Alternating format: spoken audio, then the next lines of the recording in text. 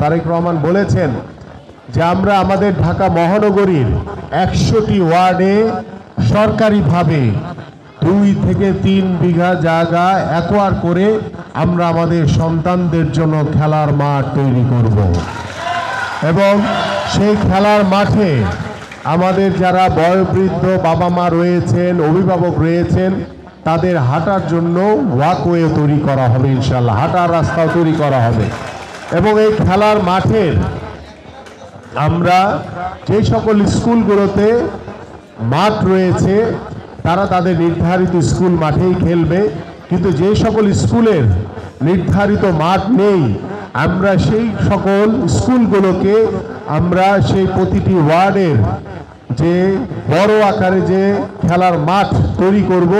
সেই মাঠগুলো আমরা প্রত্যেকটি স্কুলকে নির্ধারণ করে দিব